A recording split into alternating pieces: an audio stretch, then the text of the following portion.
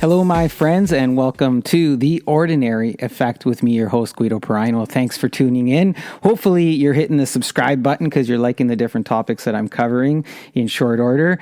We are in the dog days of summer. It's August the 6th already, and we're enjoying some heat. We're also enjoying some, not enjoying, I'm being sarcastic, some smoggy, smoky air from the forest fires. And that's just a whole other topic in terms of accountability and responsibility, right? But today I wanted to talk about friendship because, it's summertime and people are getting together. There's barbecues, there's pool parties, all of those things, right? And I know some people who are like, hey, the pool's open tomorrow. Come on over, bring your best self. We'll throw some hot dogs and burgers on the barbecue. And it's just a genuine invitation, right? But how about when we don't get invited? Because I grew up during a time when, my parents and their friends, they would just show up at, someone's house. And, they're passing by, they go to the grocery store or they've gone to the gas station or the bank and they're like, hey, I'm near so-and-so's house. Let's just drop in and say hello. And that was always such a welcoming experience. Hey, come on in, we'll have a coffee. They bring out cookies and it was always so welcoming. Well, not that long ago, I was, went to visit a friend, slash family, but friend, right? Like, cause we've known each other a long time. And, I was in town and, I knock on the door and the person comes to the door and they say to me, what are you doing here? And I'm thinking, how do I answer this? Well, I came to see you. Well, why wouldn't you call first? And I'm thinking, call first? I was in town and I was around here and hey, it's nice to see you too. Well, yeah, okay, it's nice to see you, but we're busy. We got things going on. Why wouldn't you call?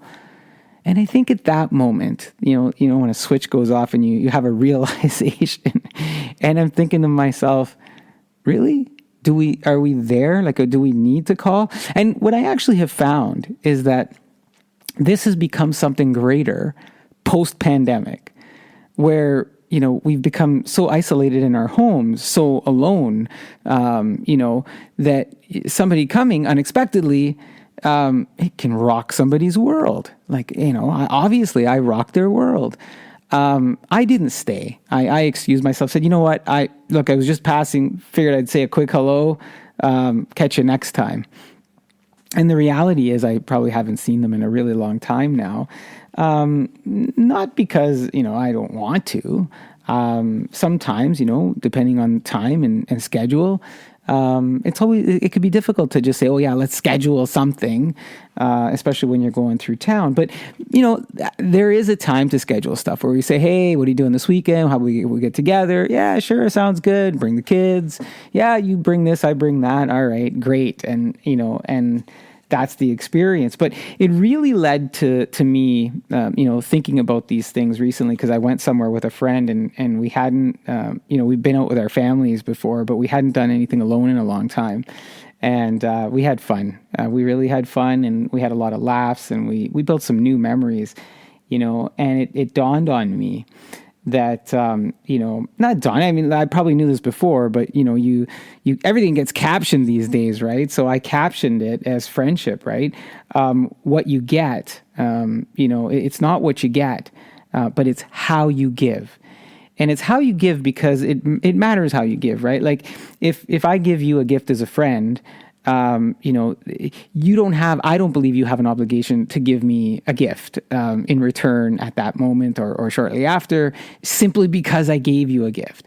My gift is going to be thoughtful, sincere. It's hopefully going to be something that you can enjoy, and I'm giving it to you because I love you as a friend, and I want to be your friend, and I'm hoping that if you do decide to give me something. Other than your friendship, that you do so in the same. And sometimes for me, the friendship is enough. Some of the things that people do for me, how they do them for me, is enough of a gift, right? And sometimes they don't even know they're doing them. And that's when you kind of enter that true friendship. They just do it because, right? I mean, it brings me to, the idea that, something goes wrong for someone. And sometimes we say, well, let me know if there's anything I can do for you. And that's nice. It's a nice saying, but it also excuses yourself from any further obligation, because chances are that person, whatever they're experiencing, they're unlikely just to reach over to you because you said, let me know if there's anything I can do for you, right? Because they may think, well, I'm going to bother them. I'm a nuisance. They've got a busy life, right? Now, for me, the alternate, like the true friendship part is, hey, let me know if there's anything I can do for you today. No? Okay, I'll give you a call tomorrow, and then call tomorrow. Hey, just wondering, do you need anything today? Can I help you out with anything? What can I do for you? And even that last part, what can I do for you? Because, I learned a long time in the service industry, sometimes when you say things like, would you like anything else? It has a negative sound connotation to it. Like, are you done yet? What else do you want now? I know we don't mean it that way sometimes, but it just, when we say words matter, sometimes words matter in that way, right? So what can I do for you? How can I help you today? Right? Be direct, be sincere about it, and give your friends an opportunity to actually recognize that you will be there for them, and that they're not going to be a nuisance. And so that's really the how of when I say things like it's how you give, right? Because anybody can say the words, but it takes something special to kind of follow up. And I'll be honest, me and the things that I've said on the other shows from, my father, family's everything, la familia è tutto, right? Family's everything. But sometimes, and I've had this experience, I have some friends who are even more sincere than some family, who've understood what the art of friendship is.